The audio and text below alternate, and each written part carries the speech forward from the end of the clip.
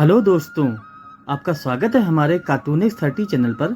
आज हम एक और मज़ेदार और शिक्षाप्रद कहानी देखने वाले हैं जो एक मूर्ख रानी और एक जल परी की है। और जिन लोगों ने मेरा चैनल सब्सक्राइब कर रखा है उनको तहे दिल से शुक्रिया। तो कहानी स्टार्ट करते हैं। रायपुर नामक राज्य में एक राजा थे और उनकी 2 रानियां थीं। बड़ी रानी कम सुंदर थी और छोटी रानी अधिक सुंदर थी। अधिक सुंदर होने की वजह से छोटी रानी को हमेशा राजा जी प्यार करते थे और बड़ी रानी को हमेशा इग्नोर करते रहते थे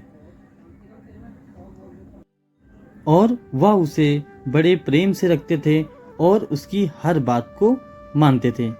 इसी बात का फायदा उठाते हुए छोटी रानी बड़ी रानी पर रौब जमाती थी। एक दिन की बात है, छोटी रानी ने राजा से बड़ी रानी की शिकायत कर दी। राजा ने छोटी रानी के सामने ही बड़ी रानी को बहुत डांटा। इसी वजह से बड़ी रानी को बहुत ज़्यादा दुख हुआ और वह सोचने लगी कि अब मैं राजपाट छोड़कर कहीं दूर जंगल में वनवास करने चली जाऊंगी। बड़ी रानी महल के सभी लोगों से विदा लेकर जंगल की ओर चल देती है। जंगल की ओर चलते चलते उन्हें रास्ते में एक आम का पेड़ दिखाई देता है। आम के पेड़ के साथ ही एक बहती हुई झील होती है। रानी वहीं पर बैठकर रोने लग जाती हैं।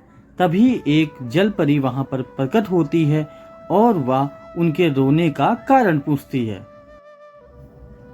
तब रानी जल परी को सारी बातें बता देती है और उनसे कहती है कि राजा मुझे प्यार नहीं करते हैं क्योंकि मैं सुंदर नहीं हूँ। छोटी रानी अधिक सुंदर है इसलिए उसको ज़्यादा प्यार करते हैं। यह सुनकर जल परी को बहुत दुख होता है और वह रानी की दयनीय दशा देखकर उसे एक काम करने के लिए कहती है। उसे कहती है कि तुम इस झील में 3 बार डुबकी लगाकर उस आम के पेड़ से आम तोड़कर खाना है। बड़ी रानी जलपरी की बताई हुई बातों को ही ध्यान में रखकर सारे काम करती है और बाद में जब वह आम खाती है उसके बाद वह एक सुंदर स्त्री में बदल जाती है। वह बहुत ही सुंदर हो जाती है। उसके कपड़े बिल्कुल चमचमाते हुए और नए हो जाते हैं। वह एक सुंदर परी की तरह दिखती है। खुद को इतना सुंदर देखकर वह बहुत ही प्रसन्न हो जाती है और वह जलपरी को धन्यवाद कहती है।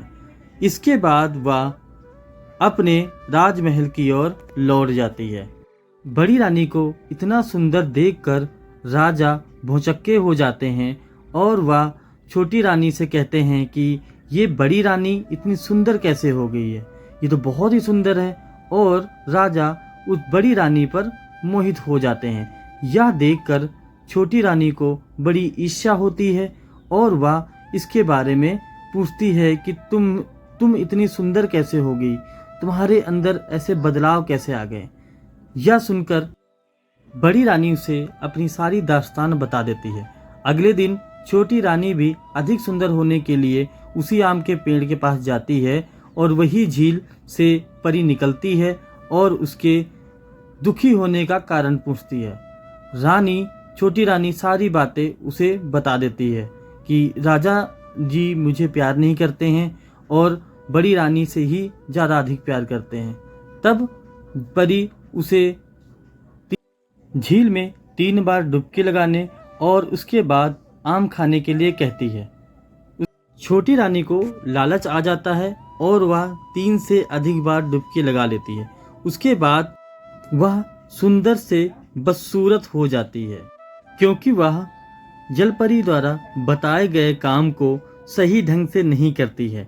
क्योंकि उसके मन में लालच आ जाता है। वह सोचती है क्यों ना मैं अधिक आम खा लूं, इससे मेरी सुंदरता वापस आ जाएगी। लेकिन ऐसा नहीं होता है और वह और भी ज़्यादा बदसूरत हो जाती है। यह देखकर वह बहुत ही मन में दुखी होती है और वह महल की ओर चल पड़ती है। महल में राजा और बड़ी रानी छोटी रानी की ऐसी दशा देखकर उसे उसके ऐसी दशा होने का कारण पूछते हैं। तब छोटी रानी सारी बातें उन्हें बताती है। इसकी वजह से राजा जी क्रोधित हो जाते हैं और उसे राज दरबार से बाहर निकाल देते हैं और कहते हैं कि वापस राजमहल में मत आना, क्योंकि तुमने बहुत ही ज़्यादा घिनौनी हरकत की है। तो आपको क्या सीख मिली इससे? इससे में सीख यह मिली है कि हमें कभी भी लालच और ईर्ष्या नहीं करनी चाहिए। जो आसपास के लोग रहते हैं आपके पास, उनसे आप कभी भी ईर्ष्या न करें और कभी लालच न करें। आपके पास जो भी प्राप्त है, जो भी आपके पास अवेलेबल है, उसमें आप खुश रहें और मस्त रहें। तो यह कहानी आपको कैसी लगी हमें कमेंट बॉक्स में ज़रूर बताएं और हमारे चैनल को लाइक एंड सब्सक्राइब करें। अगर आपको कहानी अच्छी नहीं भी लगी है तो आप डिसलाइक कर सकते हैं, इससे मुझे कोई भी आपत्ति नहीं होगी। Thank you so much for watching this video और नए अपडेट्स के लिए हमारे चैनल को ज़रूर सब्सक्राइब कर लें।